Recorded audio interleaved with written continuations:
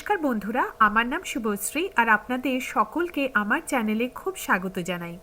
আজকে আপনাদের সঙ্গে শেয়ার করব নিরামিষ কচু শাকের রেসিপিটা এভাবে একবার নিশ্চয়ই চেষ্টা করবেন। দারুণ টেস্টি হবে কচু শাক। আমার চ্যানেল ভালো লাগলে সাবস্ক্রাইব, শেয়ার আর লাইক করতে কিন্তু ভুলবেন না। তো চলুন দেখে নিই কেমন করে বানাচ্ছি কচু শাকের এই রেসিপি। এখানে আমি নিয়ে নিয়েছি 2 আটি বা 500 গ্রাম কচুর শাক। কচুর শাকের ডান্ডা আর পাতাগুলোকে আমি আলাদা করে নিয়েছি, আর ডান্ডাগুলোকে এই 1 ইঞ্চ মতো সাইজে কেটে নিয়েছি, আর আঁশটাকেও আমি ছাড়িয়ে নিয়েছি। প্রথমে কচু শাকটাকে আমরা ভাপিয়ে নেব। একটা কড়া নিয়ে নিয়েছি, তার মধ্যে আমি দিয়ে দিচ্ছি কচু শাকগুলো।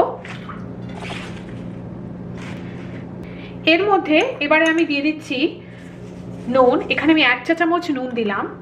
এবারে একটা ঢাকা দিয়ে আমরা এই কচু শাকটাকে ভাপিয়ে নেব প্রায় 10 থেকে 15 মিনিট।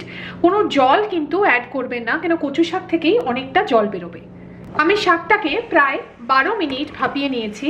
এবারে শাক থেকে যে জলটা বেরিয়েছে সেটা ভালো করে ঝরিয়ে নেব। একটা কড়াতে দিয়ে দিচ্ছি 3 টেবিল চামচ সর্ষের তেল। সর্ষের তেলটাকে খুব ভালো করে গরম করে নেব। তেলটা গরম হয়ে গেছে। এবারে এর মধ্যে দিয়ে দিচ্ছি একটা বড় তেজপাতা, আমি মাঝখান দিয়ে ছিঁড়ে দিয়ে দিলাম, 2টো শুকনো লঙ্কা, আর দিচ্ছি 1 চা চামচ কালো জিরে। এবারে এই ফোড়নটাকে আমরা 30-40 সেকেন্ড ভেজে নেব। দিয়ে দিচ্ছি 7-8টা রসুনের কোয়া। আমি রসুনগুলোকে লম্বা লম্বা করে কেটে নিয়েছি।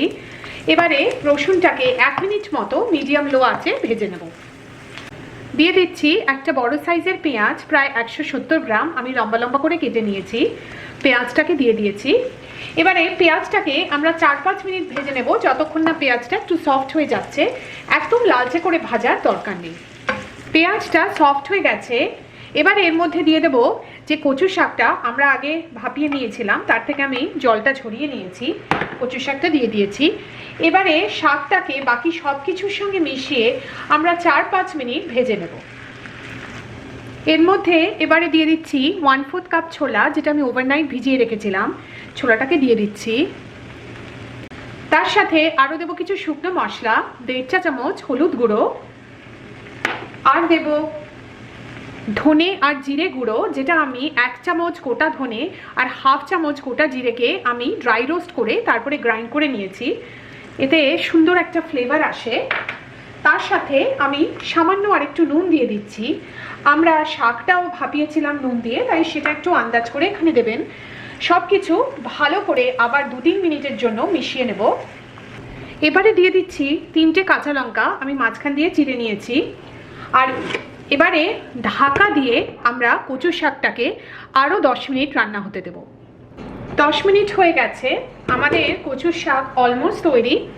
এবারে এই যে আলগা জল বেরিয়েছে সেটাকে আমরা একটু ভালো করে কয়েক মিনিট নেড়ে চেড়ে শুকিয়ে নেব। আমাদের কচুর শাক একদম তৈরি। রেসিপিটা এভাবে একবার নিশ্চয়ই চেষ্টা করবেন। আশা করি আপনাদের ভালো লাগবে। আমার চ্যানেল দেখার জন্য আপনাদের অনেক অনেক ধন্যবাদ।